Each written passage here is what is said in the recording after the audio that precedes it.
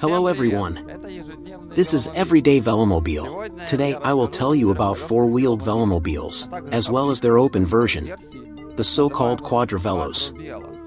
Let's define the terminology. Quattro means four.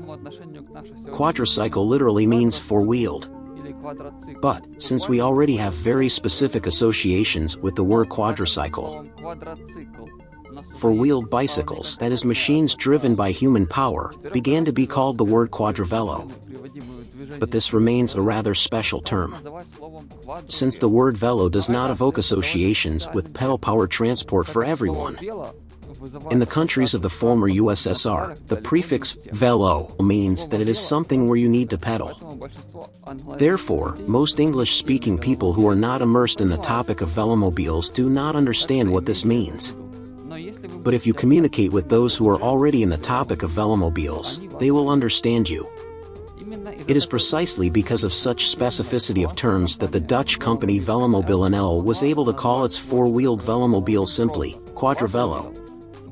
Therefore, now we are forced to clarify whether we are talking about four-wheelers in general, or we mean a specific model of velomobile. Now that we have sorted out the terms, let's move on to physics. What advantages does a four-wheel design allow? And if it is so good, then why doesn't everyone make velomobiles with four wheels? Let's start with the advantages. The main advantage is general stability. Now I will make comparisons with three-wheel and two-wheel designs. If you haven't watched my previous two big issues about two- and three-wheeled velomobiles, I highly recommend watching them before continuing, especially if you are interested in getting practical information. So, let's get back to stability. By analogy with three-wheeled designs, we will consider the stability diagram.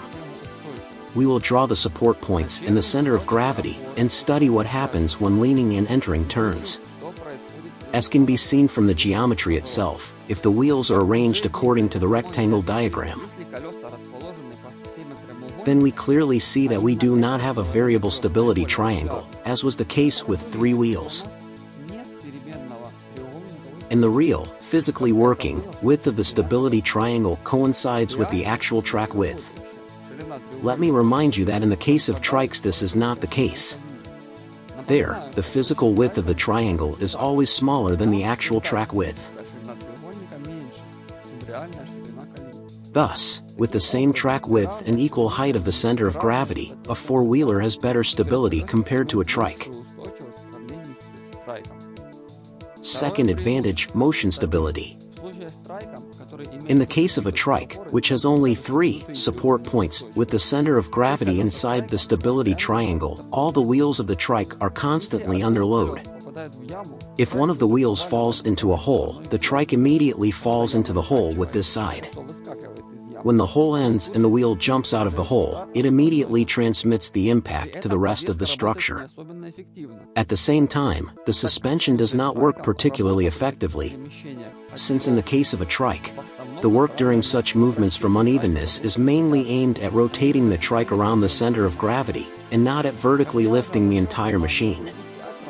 As I already pointed out in the issue about trikes, the correct placement of the rider's head helps to minimize the negative effects of such movements.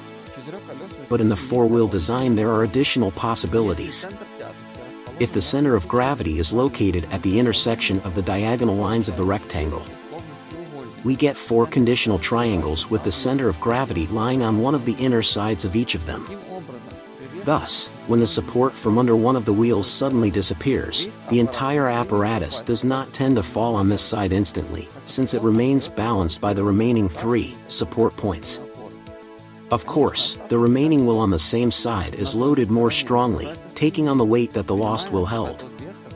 But still, this is not the same as in the case of a trike, where can say about a full-fledged fall of part of the machine into a hole. Then, when the wheel runs into a bump, it collides with it and bounces. In the case of a trike, this would again cause a sharp tilt in the opposite direction. But, with four wheels, a different scheme works. Suddenly, the wheel that hit the bump tries to raise the center of gravity vertically, taking over the load from the second wheel on the same side. This creates a sharp increase in the load on the suspension, which forces the elastic element to compress and absorb the impact. At the same time, the sharper the wheel bounces, the greater the resistance of the rest of the body the suspension will have to overcome. And the greater part of the energy will be absorbed by the suspension, and will not be transferred to the rise of the entire vehicle. Thus, the four-wheel scheme is more inert on uneven roads, which allows the suspension to smooth out shocks much better. This greatly increases the comfort of the ride. As I noted from the very beginning, the correct location of the center of gravity is very important. This is not always achievable in real designs, but now we know what to strive for.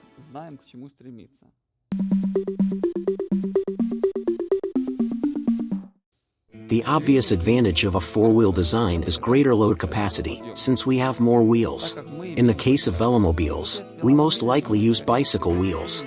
Until recently, there were no special wheels for velomobiles, but now you can buy these wheels from Flevobike. Bicycles usually have only 2 wheels, each of which can withstand hundreds of kilograms of weight.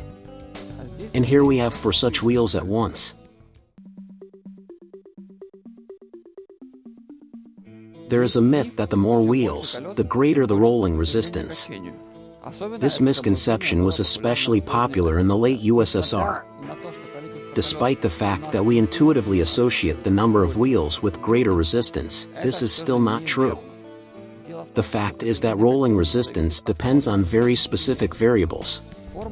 The formula for calculating the rolling resistance force looks like this: FR equals CRR 9.81 M, where CRR is the rolling resistance coefficient, and M is the mass.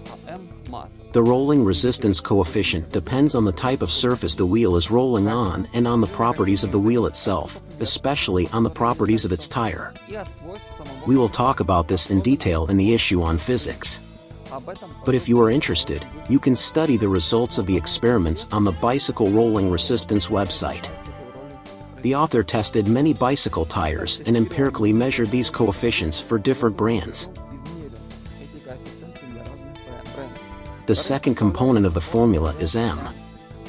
This is the mass in kilograms. In our case, this is the weight, since the mass is multiplied by 9.81.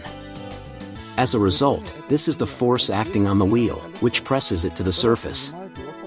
And I will remind you that it is the weight, and not the mass, that is the force. Thus, the formula does not include a component responsible for the number of wheels. Everything is very simple here. If we have one wheel with a load of 100 kilograms or 4 wheels with a load of 25 each, their resistance will be equal, of course, all other things being equal. In real life, rolling resistance is affected by many factors. For example, the temperature of the rubber in the tire has a very significant effect. In cold weather, the tire has much more resistance than in warm weather. Also, some surfaces can sharply increase resistance with an increase in point load on them, for example, packed snow or soft soil. In this case, the increase in resistance with an increase in the load on the wheel can be uneven. And for such conditions it is better to distribute the weight over a larger number of support points in order to reduce the depth of wheel immersion. As I already said, the topic of rolling resistance is a topic for a separate video. There is so much complex and ambiguous stuff there. However, I must draw your attention to the fact that the track adjustment accuracy on a four-wheeled vehicle must be high to avoid additional resistance from non-parallelism and wheel slippage when moving.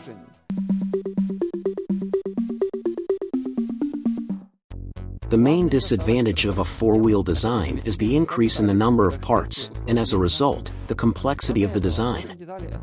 In addition, more parts mean more weight. Although, in many cases, it is possible to achieve a minimal increase in weight by simply optimizing the design of the structure. The main difficulties arise in the design and manufacture of the drive and steering system. In the video about trikes, I explained the difference between a delta trike and a tadpole trike, and also talked about their advantages and disadvantages. Let me remind you, a Delta Trike has a simple steering system, since you do not need to worry about observing the Ackerman rule. But it has a complex transmission, especially if you need to make a drive on both rear wheels. The Tadpole Trike is the opposite. It has a simple transmission but a complex steering system. The four-wheeler combines the complexities of both types of trikes. You need to follow the Ackerman rule, since you have two steering wheels. You also need to somehow deliver torque from the pedals to the wheels, and if in the case of a trike, one drive wheel is almost always enough, since each wheel is loaded with 1/3 of the total weight of the velomobile. Then in the case of a four-wheeler, you need a drive for at least two wheels. The fact is that each of the wheels carries only a quarter of the weight of the vehicle. So with a drive on only one of the four wheels, slippage will almost certainly occur on a slippery surface. So you will have to have a complex transmission in addition to a complex steering system. A specialized scheme for a two-seater four-wheeler allows you to get some simplifications. We will talk about it further. I talked about what the Ackerman rule is in the video about trikes. In short, it is compliance with the angles of rotation of the steering wheels. This angle depends on the desired turning radius, track width, and wheelbase length.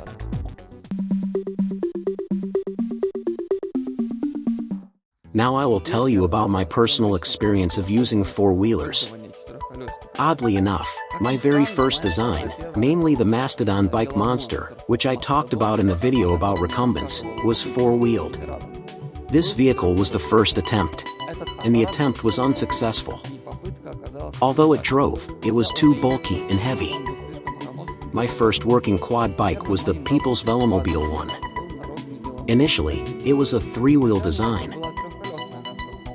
After testing, it turned out that it was categorically uncomfortable and dangerous to ride. The vehicle tilted very strongly when turning. It was impossible to ride it at all.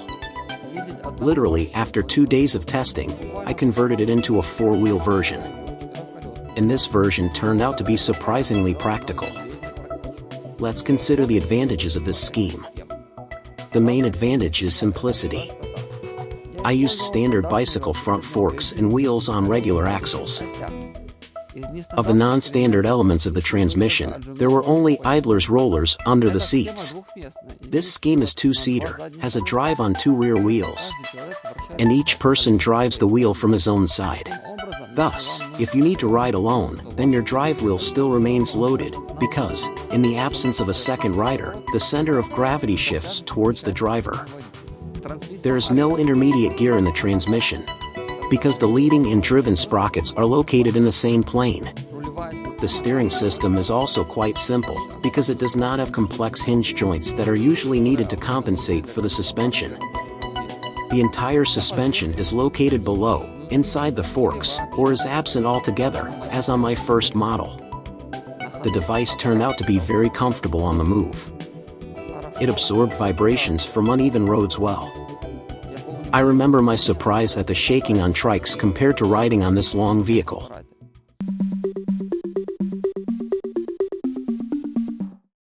Very soon I built a second version of this design, this time from a more reliable thin-walled steel profile. The device turned out to be so successful that it served for several years.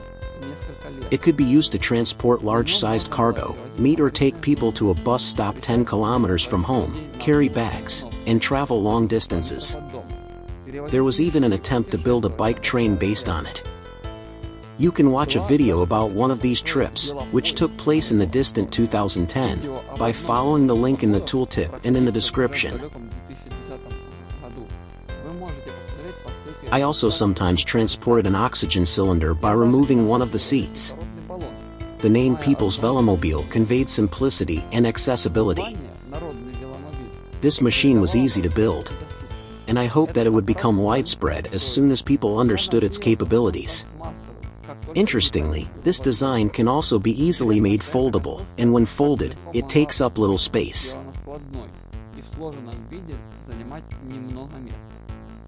In short, looking back, I understand that the design turned out to be very successful and deserves further development. Another very big advantage of such two-seater vehicles is the ability to directly communicate while riding. If you ride bicycles, then it is very difficult to have a normal conversation. You either have to shout or risk lining up in 2 rows on the road. Even on a tandem bicycle, you never see the face of your companion, and it is also problematic to have a normal conversation. Here, however, you can exchange emotions and impressions of what you just saw at any time. Therefore, this is a very interesting option for tourism. Another advantage is the relatively narrow track. In my designs it was 70 and 80 centimeters. Since the track is actually narrower than the overall dimensions of the vehicle, you can press hard against the side of the road, while the wheels still remain on the asphalt. The wheels in this design are the extreme points in the front and back. You can safely rest them against the wall when parking, drive onto curbs or off them, without fear of hitting and damaging important parts. Classic trikes have protruding sprockets in the front, which will not forgive such treatment. In addition, the wheels create additional protection between you and the cars, potentially increasing safety in an accident. This design also has disadvantages. The first and most obvious is the dimensions. The length is about 3 meters, with 26-inch wheels. The second disadvantage is susceptibility to roll on an uneven surface. This is especially important when touring on dirt roads. The third disadvantage is the lack of protection for riders on the sides. The extreme points on the sides are the seats with people. This is potentially dangerous. As I said, I used this vehicle for several years until I decided to take the next step.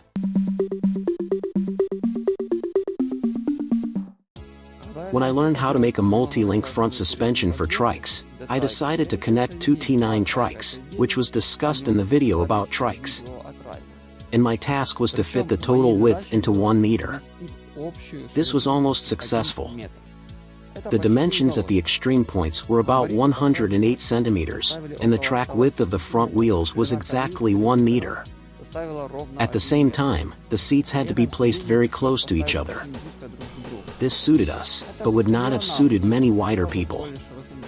The rear wheels were very close to each other. Specifically, their track was 46 centimeters, since to simplify the transmission, the leading and driven sprockets had to remain in the same plane. This vehicle turned out to be more stable than the People's Velomobile. It also took up 70 centimeters less space in length, was quite maneuverable, and did not roll over on uneven roads. Another important advantage was that all 4 wheels were cantilever. This meant that in the event of a puncture, you did not need to remove the wheel to replace the tube. But it also had its drawbacks. It was much more complex, and in terms of speed and comfort it was the same, or even slightly worse, than its predecessor. Specifically, this model provided the ability to transport an oxygen cylinder. This is one of the functions that I constantly used in the People's Velomobile. Also, on the new machine, it was possible to transport large-sized cargo on a powerful rear rack. For example, I transported a refrigerator, a stove, and other cargo this way. The main disadvantage of this design was that the seats were too narrow. Also, because I wanted to fit the dimensions into 1 meter, I had to put the front wheels very close to the seats. This limited the turning angle when steering and increased the turning radius.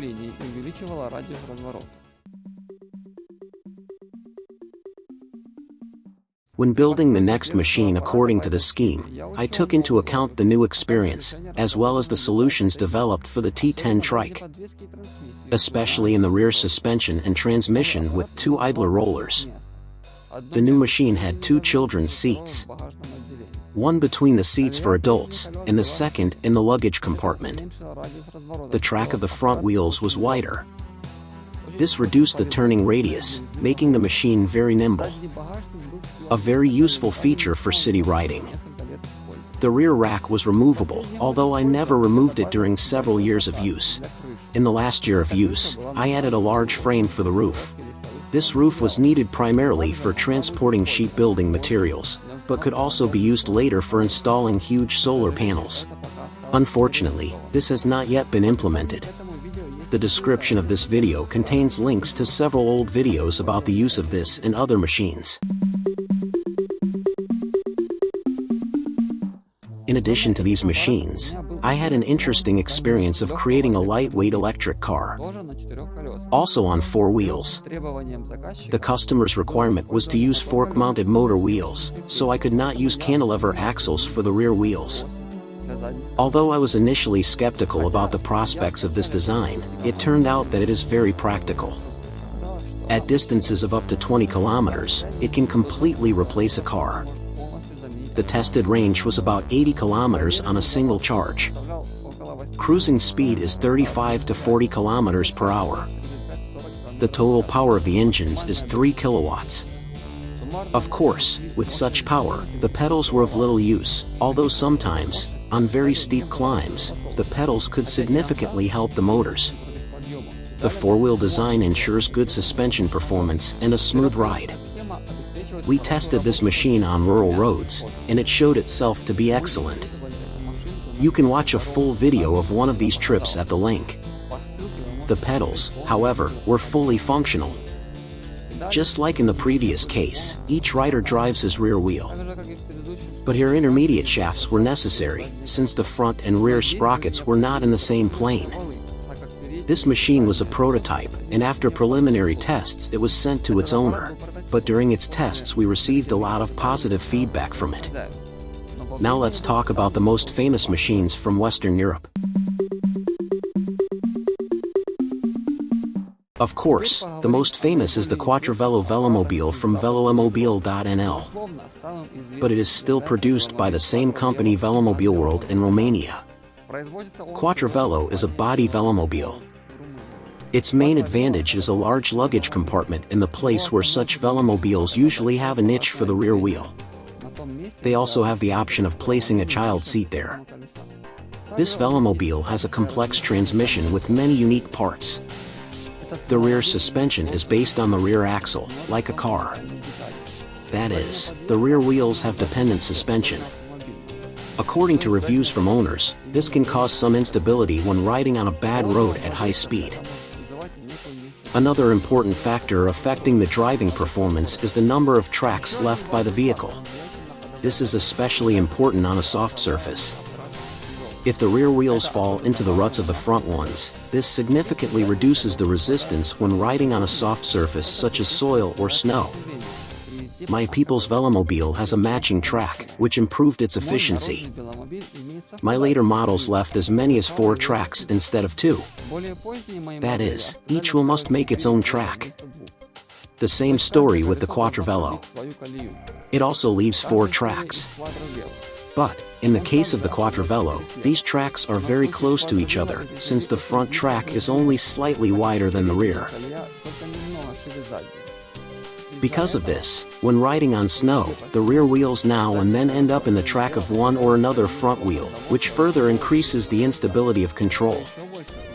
Finnish velomobile blogger Sauki wrote about these features in an interesting way. The link to his video is in the tip and in the description.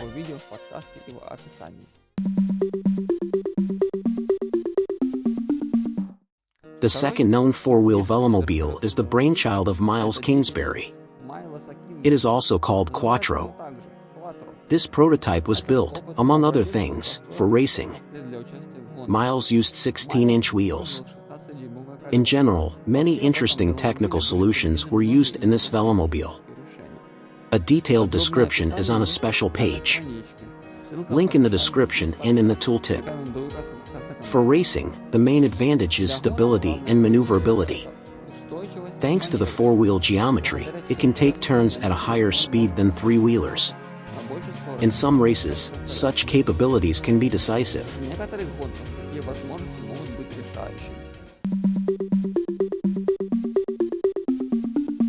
Of course, these are far from all existing quad bikes.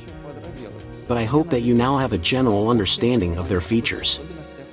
My plans include creating new models of velomobiles, including 4-wheelers. In future videos, I will continue to talk about velomobiles in general and specifically about their use as transport. For example, my bike, which you can see behind me, that white one, has already traveled 13,000 kilometers in a year and a half of use. And behind it you see yellow, this is the next copy. For now, I'll say goodbye to this. Let me know what you think of this episode. Also, if you like this video, please click like and subscribe to this channel.